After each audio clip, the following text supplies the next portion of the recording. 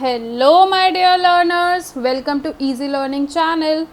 So today we are going to start part 2, The Shehnai of Bismillah Khan of chapter number 2, The Sound of Music from your Beehive book.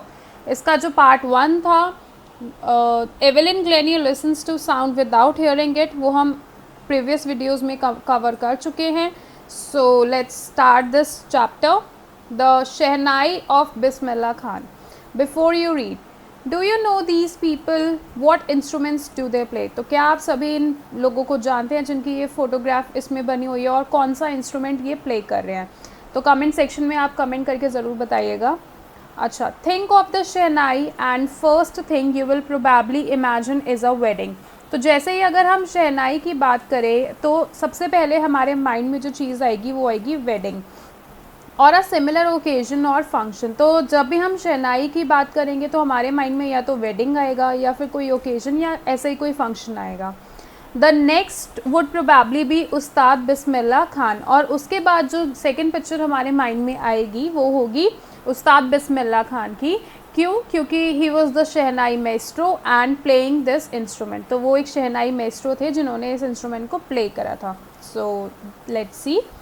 First paragraph, Emperor Aurangzeb banned the playing of a musical instrument called pungi. तो emperor Aurangzeb ने पुंगी का अपने royal residence में इसको play करना ban कर दिया था. Why? Because it had a shrill unpleasant sound. क्योंकि जो इसकी साउंड थी वो थोड़ी अनप्लेजेंट थी. श्रिल मतलब बहुत ऊंची सी थी और अच्छी नहीं लगती थी. That's why Aurangzeb banned the playing of pungi. ठीक है.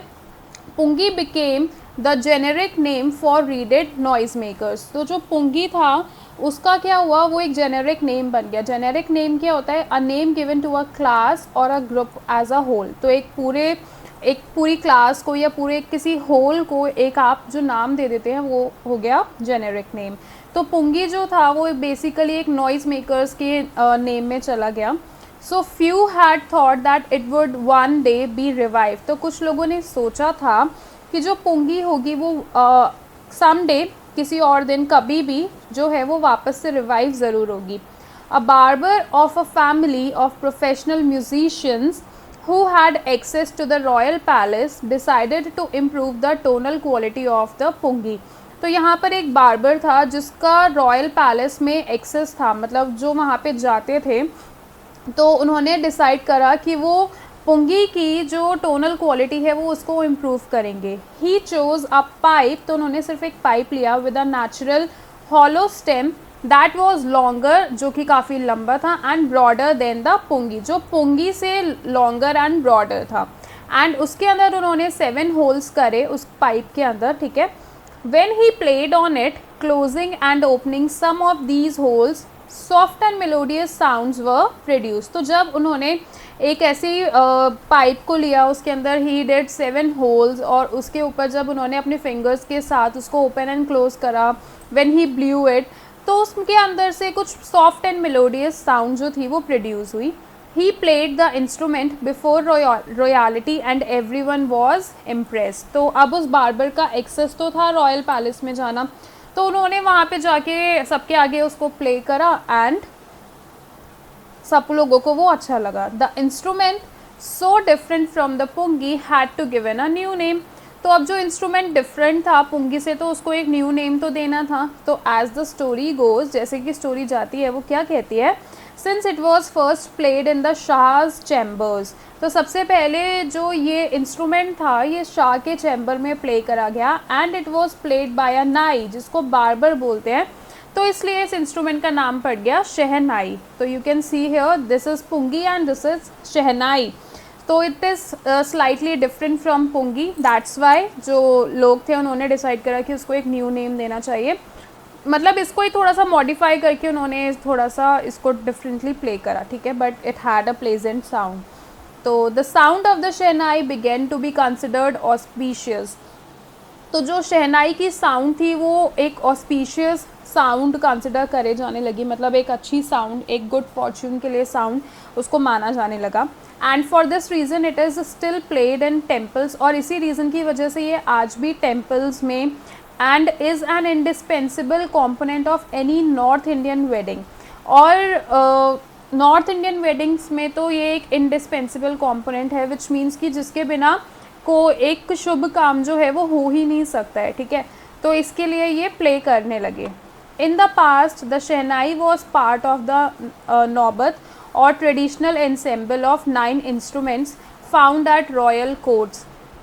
तो पहले के टाइम पे क्या था, इन द पास्ट जो शहनाई थी वो नौबत का पार्ट थी और ट्रेडिशनल एंसेम्बल में भी इसको रखा जाता था, जो कि रॉयल कोर्ट्स में हमें मिलता था देखने के लिए। Till recently it was used only in temples, और आज तक भी ये या तो सिर्फ टेम्पल्स में यूज़ होती है या फिर वेडिंग्स में यूज़ होती है, ठीक है।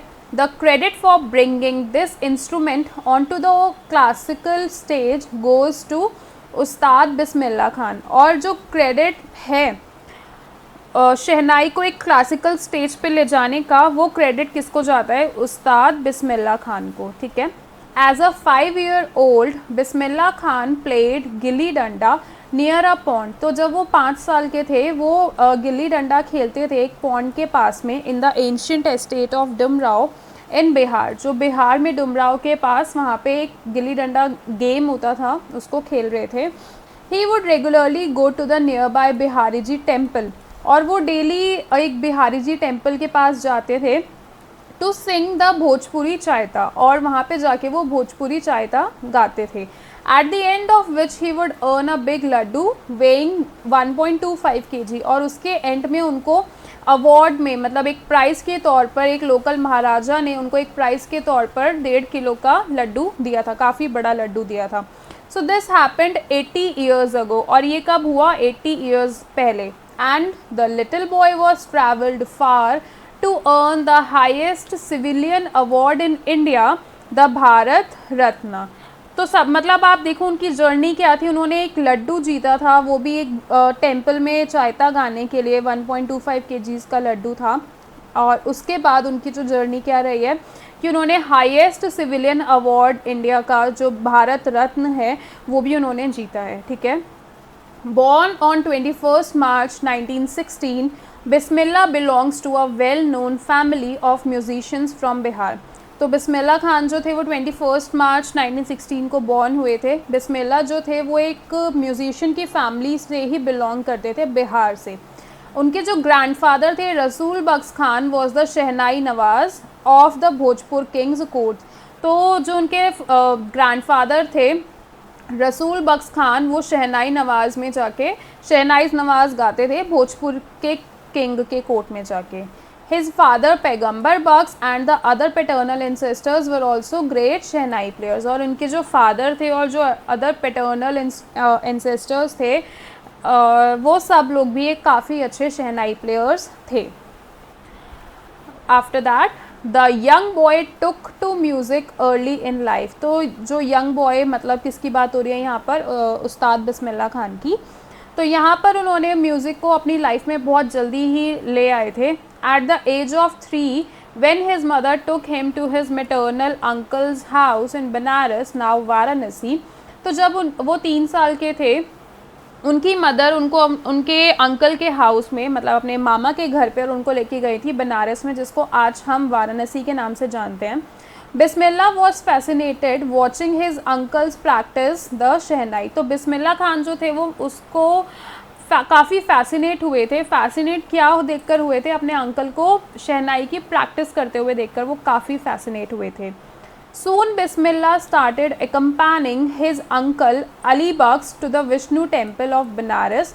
तो उसके बाद बिस्मिल्लाह खान ने अपने अंकल को, अली बख्श को, विष्णु टेम्पल जो था बनारस में वहाँ पर अकम्पनी करना शुरू कर दिया, मतलब उनके साथ जाना शुरू कर दिया। Where Bakhsh was employed to play the shehnai. तो वहाँ पर जो बख्श थे उनको शहनाई प्ले करने के लिए रखा गया था। तो मतलब बिस्मिल्लाह खान ने भी उनके साथ जाना शुरू कर दिया था। Ali Bakhsh would play the shehnai and Bismillah would sit captivated for hours on end. जो अली बख्श थे वो तो अपना शहनाई को प्ले करते रहते थे, और लेकिन जो बिस्मिल्लाह खान थे वो कैप्टिवेटेड रहते थे। कैप्टिवेटेड मतलब केपेबल ऑफ अट्रैक्टिंग, कि ना वो शहनाई जो प्ले कर रहे थे तो वो इतना अट्रैक्टिंग था, इतना फैसिनेटिंग था कि वो घंटों तक बैठ के उसको देखते रहते थे। Slowly he started getting lessons in playing the instrument and would sit practicing throughout the day. तो धीरे धीरे उन्होंने lessons लेना शुरू करा और पूरा पूरा दिन बैठ के प्रैक्टिस करना शुरू करा शहनाई को प्ले करने का.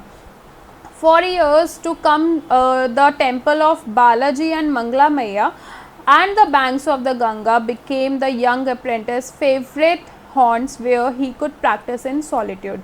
तो फॉर बिस्मिल्लाह खान उनके लिए ये जो बालाजी टेम्पल था एंड मंगला मैया टेम्पल था एंड गंगा किनारे, तो ये इनके जो थे ना फेवरेट स्पॉट्स बन गए थे जहाँ पर ये बैठकर आराम से शांति से प्रैक्टिस कर सकते थे. The flowing water of Ganga inspired him to improvise and invent rags that were earlier considered to be beyond and range of the Shehnai.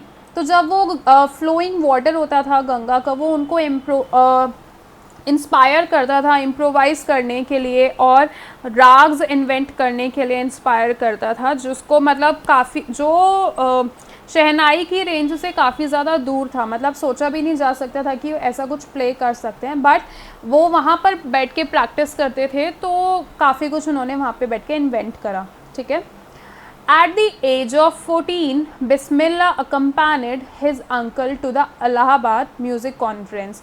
तो 14 ईयर्स की एज में बिस्मिल्लाह खान अपने अंकल के साथ जाते हैं इलाहाबाद म्यूज़िक कॉन्फ्रेंस में. At the end of his recital, Ustad Fayaz Khan patted the young boy's back and said, work hard and you shall make it. तो यहाँ पर जब वो रिसाइटल अपना कंप्लीट करते हैं तो उसके बाद उस्ताद फैयाज़ खान जो थे वो यंग बॉय मतलब बिस्मिल्लाह खान को पैट करते हैं, उनकी कमर थपथपाते हैं और बोलते हैं कि work hard and you shall make it. तुम थोड़ा सा हार्ड वर्क करो और तुम जीत जाओगे.